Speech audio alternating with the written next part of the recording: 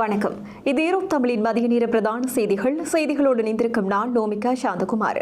விரிவான செய்திகளுக்கு செல்லும் முன்னராக முதலில் தலைப்புச் செய்திகள். முதலாவது இடமாக செம்மணி புதைகுழி கொண்டு வரப்படும் தரையை ஊடுருவும் டிரேடர். எரிபொருள் நுகர்வு தொடர்பில் வெளியான முக்கிய அறிவிப்பு.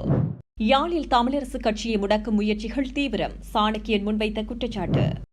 இன்று மாலைதீவுக்கு பயணமாக உள்ள ஜனாதிபதி அனுரகுமார. இனிய பாரதியின் வீட்டில் பதுங்கு குழியா, வெளியான பகீர் தகவல். கொழும்பில் விருந்து நடந்த பகுதியில் திடீர் சுற்றிவளைப்பு, 21 பேர் அதிரடியாக கைது. தேவாலயத்திற்குள் துப்பாக்கிச்சூடு, பயங்கரவாதிகளின் அடாவடியால் 21 பேர் பலி. இனி தொடர்பான விரிவான செய்திகள். யாழ்ப்பாணம் அரியாலை செம்மணி பகுதியில் அமைந்துள்ள புதைகுழியில் தற்போது தரையை ஊடுருவும் டிரேடர் மூலம் பரந்துபட்ட ஸ்கேன் நடவடிக்கைகளை முன்னெடுக்க நடவடிக்கை எடுக்கப்பட்டுள்ளது. இந்த நிலையில் இதற்கான தொழில்நுட்பம் வெளிநாட்டில் இருந்து கொண்டுவரப்பட்டு துரிதகதியில் ஆய்வுப் பணிகள் முன்னெடுக்கப்பட்டு வருகின்றன. இது தொடர்பாக செய்மதி படங்களின் அடிப்படையில் அகழ்வு பணிகளுக்கு வெளியே புதிய இடங்களும் அடையாளம் காணப்பட்டுள்ளன.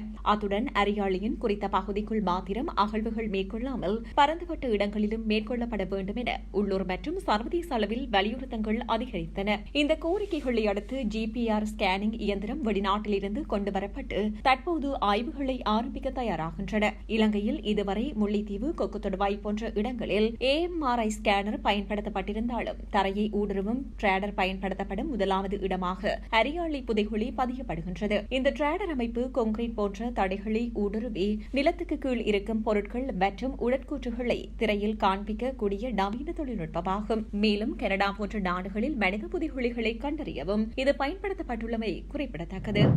தற்போது நாட்டில் எரிபொருள் நுகர்வு சுமார் 30% குறைவடைந்துள்ளதாக பலுசக்தி அமைச்சர் குமார் ஜெயக்கொடி தகவல் தெரிவித்துள்ளார். இந்த நிலையில் மட்டக்களப்பில் இடம்பெற்ற நிகழ்வொன்றில் கலந்து கொண்டு கருத்து தெரிவிக்கும் போதே அவர் இதனை கூறியுள்ளார். குறித்த விடயம் தொடர்பில் மேலும் தெரிவிக்கையில், புதிய பெட்ரோல் நிலையங்களுக்கான அனுமதி பத்திரங்கள் வழங்கும் நடவடிக்கை இடைநிறுத்தப்பட்டுள்ளதாகவும் அவர் சுட்டிக்காட்டியுள்ளார். மேலும் மின்சார உற்பத்திக்கு புதுப்பிக்கத்தக்க ஆற்றலை அதிகமாக பயன்படுத்த முயற்சிகள் மேற்கொள்ளப்பட்டு வருவதாகவும் அமைச்சர் இதன்போது தெரிவித்துள்ளமை குறிப்பிடத்தக்கது. யாழில் இலங்கை தமிழரசுக் கட்சியை முடக்குவதற்கான முயற்சிகள் தற்போது முன்னெடுக்கப்பட்டு வருவதாக மட்டக்களப்பு மாவட்ட நாடாளுமன்ற உறுப்பினர் ராசமாணிக்கம் சாணக்கியன் குற்றம் சுமத்தியுள்ளார். இந்த நிலையில் மட்டக்களப்பு கல்லடி சிவானந்த விளையாட்டுக் கழகத்தினால் நடாத்தப்பட்ட கூடைப்பந்தாட்ட சுற்றுப் போட்டியின் இறுதிப் போட்டி நிகழ்வில் பிரதம அதிதியாக கலந்து கொண்டு சிறப்பித்த போதே அவர் இந்த விடயத்தினை கூறியுள்ளார். மேலும் குறித்த நிகழ்வில் மட்டக்களப்பு மாநகர சபை உறுப்பினர்களான கௌரவத்துறை சிங்கம், மதன் மற்றும் ரெட்னராஜா விக்னேஸ்வரன் ஆகியோரும் கலந்து சிறப்பித்திருந்தனர். ஆசிரியர்களுக்கு சம்பள உயர்வு வழங்கப்பட வேண்டும் என இலங்கை சுயாதீன ஆசிரியர்கள் சேவை சங்கம் வலியுறுத்தியுள்ளது. இந்த நிலையில் அரசாங்கம் பாடசாலை நேரத்தை 30 நிமிடங்கள் நீடிக்க நடவடிக்கை எடுத்துள்ளதால் அது ஆசிரியர்களுக்கு மேலதிக கடமைகள் மற்றும் பொறுப்புக்கூறலை ஏற்படுத்தும் என்று சங்கத்தின் பொதுச் செயலாளர் சந்திமாஸ் விஜயரத்ன குறிப்பிட்டுள்ளார். குறித்த விடயம் தொடர்பில் கருத்து தெரிவிக்கையில், 30 நிமிடங்கள் நீடிப்பது மாதாந்திர சேவை காலமாக 20 நாட்களில் 10 மேலதிக சேவை நேரங்களை சேர்க்கும். இது ஆசிரியர்களின் சம்பளத்தை நேரடியாக பாதிக்கும் ஒரு போக்கு என்றும் அவர் தெரிவித்துள்ளார். தொடர்புடைய முன்மொழியப்பட்ட திட்டம் கற்பித்தல் நேரத்தை நீடித்தாலும் ஆசிரியர்களின் சம்பளம் நியாயமான முறையில் அதிகரிக்கப்பட வேண்டும். மேலும் கல்வி அமைச்சகம் ஆசிரியர்களின் தொழிற்சங்கங்களுடன் கலந்தாலோசித்து அதை செயற்படுத்த வேண்டும் என சந்திமால் விஜயரத்ன மேலும் வலியுறுத்தியுள்ளார். ஜனாதிபதி அனுரகுமார் திசாநாயக்க இன்றைய தினம் மாலைதீவுக்கு உத்தியோகபூர்வ பயணம் ஒன்றை மேற்கொள்ளவுள்ளார். இதற்கமைய ஜனாதிபதி எதிர்வரும் 30ஆம் தேதி வரை மாலைதீவில் தங்கியிருப்பார் என தகவல் தெரிவிக்கப்படுகின்றது. இந்த விஜயத்தின் போது இரு நாட்டு தலைவர்களும் இருதரப்பு பேச்சுவார்த்தையில் ஈடுபடவுள்ளதுடன் இருதரப்பினரதும் பரஸ்பர ஒத்துழைப்பை மேலும் வலுப்படுத்துவதற்காக சில புரிந்துணர்வு ஒப்பந்தங்களும் ஏற்படுத்திக் கொள்ளப்படவுள்ளன. இலங்கை மற்றும் மாலைதீவுக்கு இடையில் முறையான ராஜதந்திர உறவுகள் நிறுவப்பட்டு இவ்வருடத்துடன் 60 ஆண்டுகள் பூர்த்தியாகும் நிலையில் ஜனாதிபதியின் மாலைதீவுக்கான உத்தியோகபூர்வ விஜயம் முக்கியத்துவம் பெற்றுள்ளது. மேலும் ஜனாதிபதியின் இந்த பயணத்தில் வெளிநாட்டு அலுவலர்கள், வெளிநாட்டு வேலைவாய்ப்பு மற்றும் சுற்றுலாத்துறை அமைச்சர் விஜித ஹேரத் மற்றும் சிரேஷ்ட அரசு அதிகாரிகள் பலர் இணைந்து கொள்ளவுள்ளமை குறிப்பிடத்தக்கது. வரலாற்று சிறப்புமிக்க நல்லூர் கந்தசுவாமி ஆலயத்தின் வருடாந்த மகோற்சவ திருவிழா நாளைய தினம் செவ்வாய்க்கிழமை காலை 10 மணிக்கு கொடியேற்றத்துடன் ஆரம்பமாக உள்ளது. இதற்கமைய ஒவ்வொரு வருடமும் பெருந்திரளான பக்தர்களின் அரோகரா கோஷத்துக்கு மத்தியில் சிவாச்சாரியார்களின் வேத மந்திரங்கள் ஒலிக்க அலங்கார கந்தனின் கொடியேற்றம் இடம்பெறும். திருவிழாவை முன்னிட்டு ஆலய வெளிவீதியை சுற்றி சிவப்பு வெள்ளை துணிகள் கட்டப்பட்டு ஆலய வீதி விழா கோலம் பூண்டுள்ளது. நல்லூர் கோவில் வருடாந்த பெருந்திருவிழா 2025 ஜூலை 29ஆம் தேதி கொடியேற்ற கொடியேற்றத்துடன் ஆரம்பமாகி தொடர்ந்து 25 தினங்கள் நடைபெறவுள்ளன. மகோற்சவ திருவிழாக்களின் 10ஆம் திருவிழாவான மஞ்சள் திருவிழா எதிர்வரும் 7ஆம் தேதியும் 22ஆம் திருவிழாவான மாம்பழ திருவிழாவும் நடைபெறும். அத்துடன் எதிர்வரும் ஆகஸ்ட் 19ஆம் தேதி 24ஆம் திருவிழாவான தீர் திருவிழா ஆகஸ்ட் மாதம் 21ஆம் தேதி காலையும் மறுநாள் 22ஆம் தேதி காலை தீர்த்த திருவிழாவும் நடைபெறும். மாலை கொடியிறக்கம் நிகழ்த்தப்படுவதோடு மகோற்சவம் நிறைவு பெறும். மேலும் நல்லூர் கந்தசுவாமி ஆலய வருடாந்த மகோற்சவம் ஆரம்பமாக உள்ள நிலையில் ஆலய சுற்று வீதிகளில் வீதி தடைகள் அமைக்கப்பட்டு போக்குவரத்து தடை செய்யப்பட்டுள்ளதுடன் காவல்துறையினர் கண்காணிப்பு பணியில் ஈடுபட்டுள்ளனர். கடந்த அரசாங்கங்களின் போது அரசியல்வாதிகள் குற்றம் செய்திருந்தாலும் நீதிமன்ற தீர்ப்பு வருவதற்கு முன்பு அவர்களே குற்றவாளி என முத்திரை குத்துவது நியாயமில்லை என முன்னாள் ஜனாதிபதி மஹிந்த ராஜபக்ஷ தெரிவித்துள்ளார். இந்த நிலையில் நேற்று தினம் ஊடகம் ஒன்றுக்கு கருத்து வெளியிட்ட போதே அவர் இதனை குறிப்பிட்டுள்ளார். எனினும் அரசியல் ரீதியாக பழிவாங்குவது நியாயமில்லை என மஹிந்த ராஜபக்ஷ மேலும் சுட்டிக்காட்டியுள்ளார். அத்துடன் தனது உடல்நல குறைபாடுகளை பயன்படுத்தி சிலர் தன்னை அரசியல் ரீதியாக பழிவாங்குவதாக அவர் குறிப்பிட்டுள்ளார். மேலும் இதுபோன்ற தவறான தகவல்கள் பொதுமக்கள் மத்தியில் வெளியிடப்படுவது வருத்தமளிப்பதாகவும் முன்னாள் ஜனாதிபதி மஹிந்த ராஜபக்ஷ மேலும் தெரிவித்துள்ளார். கொழும்பு பொரளை மயான சுற்றுவட்டத்தில் இடம்பெற்ற வாகன விபத்தில் ஒருவர் உயிரிழந்துள்ளதுடன் 5 பேர் காயமடைந்துள்ளதாக போலீசார் தெரிவித்தனர். இந்த நிலையில் ஒரு பவுசர் பல வாகனங்கள் மீது மோதியதில் இந்த விபத்து இடம்பெற்றதாக தெரியவந்துள்ளது. பவுசரின் பிரேக் கட்டமைப்பு செயலிழந்ததால் கட்டுப்பாட்டு இழந்து பல வாகனங்கள் மீது மோதியுள்ளது. மேலும் குறித்த சம்பவம் தொடர்பிலான மேலதிக விசாரணைகளை போலீசார் முன்னெடுத்து வருகின்றமை குறிப்பிடத்தக்கது.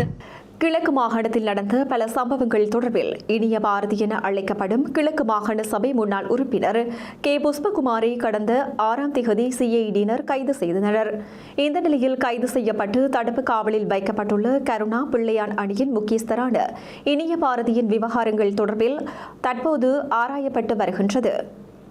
அத்துடன் கடந்த 2005ஆம் ஆண்டு மற்றும் 2008ஆம் ஆண்டிற்கிடையில் கிழக்கு மாகாணத்தில் நடந்த கொலைகள், கடத்தல்கள், காணாமல் போதல், துப்பாக்கிகளை பயன்படுத்துதல், சித்திரவதை கூடங்களை நடத்துதல் மற்றும் மிரட்டி பணம் பறித்தல் தொடர்பாக நீண்ட விசாரணைகள் நடத்திய பின்னர் திருக்கோவில் மற்றும் சந்திவெளி பகுதிகளில் இந்த கைதுகள் முன்னெடுக்கப்பட்டது. இதனையடுத்து குறித்த விவகாரங்கள் தொடர்பில் ஆராய்வதற்காக கொழும்பில் இருந்து வந்த குற்றத்தடுப்பு பிரிவினருடைய சிரேஷ்ட அதிகாரிகள் அம்பாறை மாவட்ட அலுவலகங்கள் மற்றும் முகாம்களில் பல தேடுதல்களை நடாத்தியிருந்தார்கள். கைது செய்யப்பட்டவர்களை நீதிமன்றில் முன்னிலைப்படுத்துவதற்கு முக்கிய ஆதாரங்கள் தேவைப்படுகின்றன. இதனை கருத்தில் கொண்டு குற்றப்புலனாய்வு பிரிவினரும் போலீசாரும் இணைந்து இந்த தேடுதல் நடவடிக்கையில் ஈடுபட்டுக் கொண்டிருக்கின்றார்கள். அத்தோடு இந்த தேடுதல்களின் பின்னர் பல விடயங்கள் மறைமுகமாக அவதானிக்கப்பட்டதாகவும் தகவல்கள் வெளியாகியுள்ளமை குறிப்பிடத்தக்கது. கொழும்பின் புறநகர் பகுதியில் பேஸ்புக் மூலம் ஒழுங்கு செய்யப்பட்ட போதைப்பொருள் விருந்து ஒன்று சுற்றி வளைக்கப்பட்டுள்ளது. குறித்த சுற்றி வளைப்பின் போது 21 இளைஞர்கள் போலீசாரினால் கைது செய்யப்பட்டுள்ளனர். கடுவல போலீசாருக்கு கிடைத்த தகவலின் அடிப்படையில் இந்த சோதனை நடத்தப்பட்டுள்ளது. இதன்போது சந்தேக நபர்கள் நாட்டிற்கு வரையில்லாமல் இறக்குமதி செய்யப்பட்ட சிகரெட்டுகள் மற்றும் போதைப் பொருட்களை வைத்திருந்தமை கண்டுபிடிக்கப்பட்டது. சந்தேக நபர்கள் 22 முதல் 27 வயதிற்குட்பட்டவர்கள் மற்றும் நாட்டின் பல்வேறு பகுதிகளிலும் கொழும்பை சுற்றியுள்ள பகுதிகளிலும் வசிப்பவர்கள் என கடுவல போலீசார் தெரிவித்தனர். மேலும் குறித்த சந்தேக நபர்கள் கடுவல நீதவான் நீதிமன்றத்தில் முன்னிலைப்படுத்தப்படவுள்ளமை குறிப்பிடத்தக்கது. இலங்கையில் வாய்ப்புற்று நோய் வேகமாக பரவி வருவதாக மருத்துவ நிபுணர்கள் எச்சரிக்கை விடுத்துள்ளனர். தற்போதைய நிலையில் வாய்ப்புற்று நோய் காரணமாக அதிகளவிலான நோயாளிகள் இறக்கும் நாடுகளின் பட்டியலில் இலங்கை 5ஆம் இடத்தில் இருக்கின்றது. இலங்கையில் நாளாந்தம் குறைந்தபட்சம் 3 பேர் வீதம் வாய்ப்புற்று நோய் காரணமாக உயிரிழந்து கொண்டிருப்பதாக தேசிய புற்றுநோய் தடுப்பு மையம் வெளியிட்டுள்ள புள்ளி விவரங்கள் தெரிவிக்கின்றன. அதேபோன்று வருடம்தோறும் சுமார் 3100 பேரளவிலான வாய்ப்புற்று நோயாளிகள் இலங்கையில் உயிரிழந்து வருவதாகவும் தெரியவந்துள்ளது. காங்கோ நாட்டின் கிழக்கு பகுதியில் உள்ள கொமாண்டா பகுதியில் அமைந்துள்ள தேவாலயத்தின் மீது நேற்றைய தினம் துப்பாக்கிச்சூடு நடத்தப்பட்டு 21 பேர் உயிரிழந்துள்ளனர்.